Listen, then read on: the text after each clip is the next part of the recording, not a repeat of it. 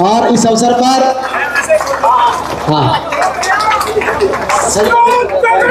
Vinod ji Jakhar doctor Bhimrao Ambedkar की प्रतिमा को, और भामाशाह जिनका सम्मान है वो मंच के नजदीक अजय भामाशाह भाई विनोद जी जाखड़ बोले जय भीम, जय भीम। अब हम आए तो तूफान का आना जरूरी था, और शांति से आ जाए तो फिर वो नौजवान शक्ति नहीं है। तो और बाबा साहब की मूर्ति का अनावरण है, आज ओमदास जी महाराज के सानिध्य में कार्यक्रम हो रहा है। तो मैं महाराज श्री के चरणों में कोटि कोटि नमन करता हूँ। हमारे डिप्टी सीएम साहब यहाँ मौजूद हैं, और तो तमाम नौजवान शक्ति का मैं बहुत हृदय की गहराइयों से आभार व्यक्त करता हूँ, और माफ़ी चाहता हूँ कि मैं थोड़ा देरी से आया। उसका कोई कारण है। अभी हम लोग पूरे देश के अंदर एक लड़ाई लड़ रहे हैं, वो लड़ाई है नौजवानों के अधिकारों की पेपर लीक के खिलाफ। तो मैं उसके कार्यक्रमों में था। तो आज ये बहुत बड़ा सौभाग्य का अवसर है कि बाबा साहब मूर्ति का अनावरण हुआ है, और साक्षात जो है मैं कहूँगा कि आज बारिश ने अभिषेक किया है बाबा साहब की मूर्ति का अनावरण का। साथियों, मैं माताओं बहनों और नौजवान साथियों से कहूँगा कि आज जिस तरीके का दौर है, इस दौर के अंदर इन नौजवानों को बचाने की सबसे बड़ी आवश्यकता है। क्योंकि आप देखिए, बाबा साहब अम्बेडकर ने कहा था शिक्षा शेरनी का दूध है, लेकिन अब दूध में भी मिलावट हो रही है।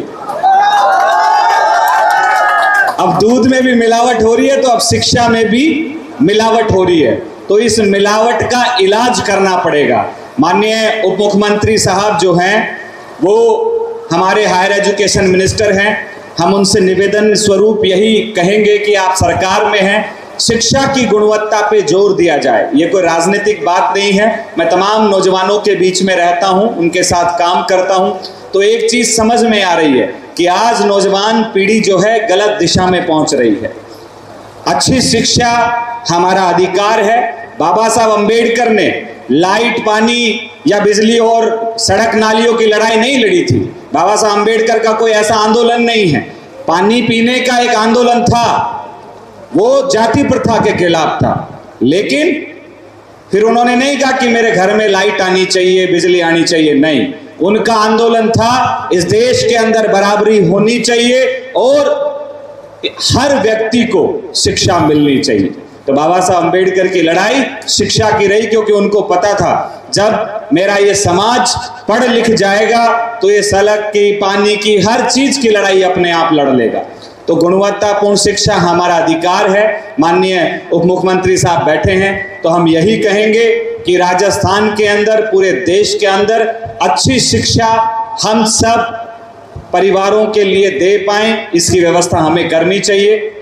और साथ में मैं छोटी सी एक बात और कहूँगा कि साथियों, अभी इस देश के अंदर जिस तरीके से पेपर लीक हो रहे हैं, मुझे लगता है कि हम सबको इकट्ठा होके सरकार के संज्ञान में ये बात लानी चाहिए कि ये पेपर लीक रुकें, क्योंकि ये कोई राजनीतिक मुद्दा नहीं है। दल कोई भी हो, भाजपा हो, कांग्रेस हो या अन्य किसी दल की सरकार हो, पेपर लीक अगर ऐसे ही होते रहेंगे तो न जाने कितने नौजवान जो है फांसी के फंदे को चूम रहे हैं और अवसाद में झूम रहे हैं। तो मैं आप सबका बहुत धन्यवाद, आभार व्यक्त करता हूं। बारिश आ गई, बहुत ज़्यादा लंबा चौड़ा भाषण नहीं दूंगा। और मैं स्वतंत्रता सेनानी भीवाराम कल्याण साहब के वारिस, अच्छा ये सब ने भूमिदान दी, जीवन राम कल्याण साहब, हुमंता राम जी, केसा राम जी, नारायण राम साहब, भोलू राम जी, लच्छा राम जी, आशा राम जी, श्यामा राम जी, मूंगा राम जी, भजन लाल कल्याण जी, ईश्वर राम जी, ताराचंद जी, सारे सबके नाम के पीछे राम है और ये बड़ी अच्छी बात है। पर जिस तरीके से राम मंदिर में चोरी हो रही है, सोचने का विषय है। मतलब ये राजनीतिक बात नहीं है, हम सब राम के सेवक हैं। तो आप सबका बहुत बहुत धन्यवाद। बहुत अच्छा लगा आप सबसे मिलके। हमारी लड़ाई एक ही है, इस देश के अंदर अच्छी शिक्षा सबको मिले, क्योंकि ये बाबा साहब का सपना था और इस सपने को साकार करना हमारी सरकारों का काम है। बहुत बहुत धन्यवाद।